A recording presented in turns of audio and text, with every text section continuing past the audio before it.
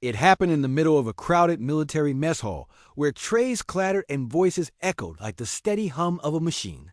A young woman sat quietly in the corner, her posture composed, her uniform crisp but unadorned. She didn't talk much. She didn't boast like the others. To most, she was just another recruit, quiet, forgettable, maybe even timid. But that quietness had a reason. What city are you watching from today? If this story resonated with you, hit subscribe for more real stories about extraordinary people. Her name was Aria Dalton. She had arrived on base only a few weeks earlier, transferred from a remote coastal outpost where she'd served in logistics. At least that's what her files said. But files could lie, or rather, hide the truth. On that day, the mess hall was unusually tense. A visiting general had arrived, General Marcus Harlan, known for his arrogance, for running his command with fear rather than respect. Soldiers whispered about his temper, about how one wrong look could end your career. He had little patience for rules, and even less for those he considered beneath him. Aria kept her head down. Her tray held a simple meal, rice, vegetables, a cup of black coffee. She ate slowly, methodically, her eyes scanning the room more than her food. It wasn't habit. It was instinct. She'd spent years doing it, observing, calculating, staying aware. Old habits from a life she deliberately left hidden. Then came the sound that shifted the entire room, the sharp echo of boots slamming against metal. General Harlan had entered. The room stiffened instantly. Conversations froze mid-sentence, laughter died, and trays halted halfway to mouths. The man had that effect. He spotted her almost immediately. "Who's that?" He asked his aide, his tone sharp and dismissive. "Recruit Dalton, sir. Transferred last month. Logistics division." The general smirked. "Logistics. Right. Another paper pusher." He strode toward her table with deliberate slowness, the kind of walk that demanded everyone's eyes follow him. Aria didn't look up. She continued eating. When he reached her, he stood over her like a storm cloud. "Recruit," he said, voice dripping with condescension. "You see an officer standing in front of you, and you keep eating?" The room held its breath. Aria looked up, her gaze calm but piercing. "Permission to continue my meal, sir?" The smirk vanished from his face. "What did you just say?" "I asked permission, sir." The audacity, that quiet steadiness, it got under his skin instantly. He leaned closer, his shadow falling across her tray. "You think you're special, soldier? You think you don't have to follow protocol?" "No, sir," she said softly. "I just don't believe respect is measured in interruptions." The silence in the mess hall grew heavy. Harlan's face twisted in disbelief, then anger. He lashed out with his boot and kicked her tray off the table. Food scattered across the floor, splattering onto boots and uniforms. The clatter of the tray echoed like a gunshot. Gasps rippled through the crowd. Aria didn't flinch. She slowly stood up. Her eyes met his, calm, level, unshaken. "Pick it up," the general barked. "Now." Aria's lips parted, not in defiance, but in something colder, understanding. "I believe, sir," she said quietly, "that you just made a mistake." Her tone wasn't loud, but it carried. It froze the entire hall in place.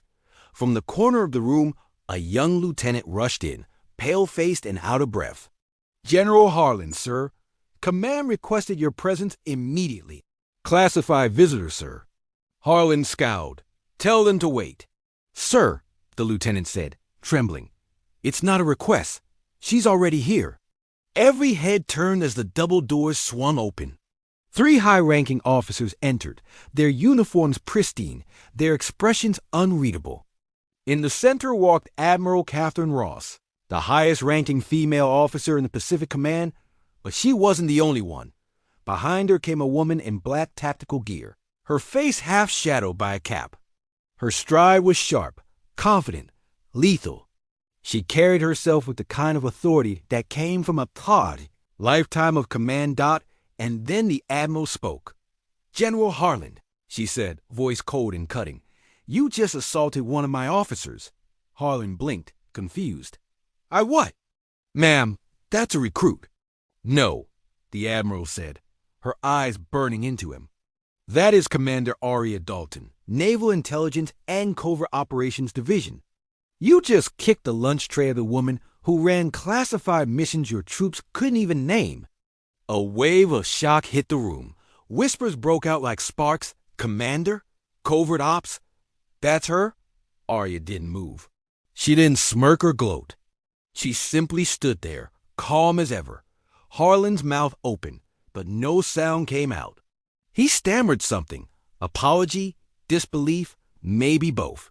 The Admiral continued. Commander Dalton is undercover as part of an ongoing investigation. You just compromised it. Effective immediately, you are relieved of duty pending review by the Oversight Board. Harlan went pale.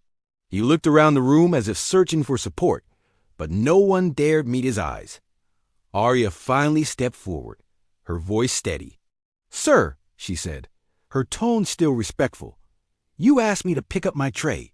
Permission to do so? The humiliation was complete.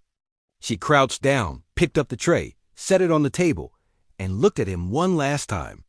Respect, she said quietly, is earned by conduct, not demanded by rank. When she turned to leave, soldiers moved aside instinctively, like a tide parting for a ship. Outside the mess hall, the air was crisp and silent. The Admiral walked beside her. You handled that with restraint, the Admiral said softly. Arya's eyes scanned the horizon. Power only matters when it's used to protect, not to intimidate. The Admiral smiled faintly, still the same as ever. Arya didn't reply. Her mind was already elsewhere, on the mission, on the shadow she had to step back into. For weeks, rumors spread through the base about the woman who had humbled a general, the mysterious commander who vanished right after. But the truth was quieter than the stories. Arya returned to her work, intelligence, protection, the silent kind of service that never made headlines. Months later, a new general took command of the base. The first thing he did was reinstate a forgotten policy. Leadership meals shared with all ranks. No segregation, no arrogance. Respect became routine, not requested. And though no one ever said it aloud, everyone knew where that change had begun. Years later, when recruits spoke about that day, they never mentioned the tray or the spilled food.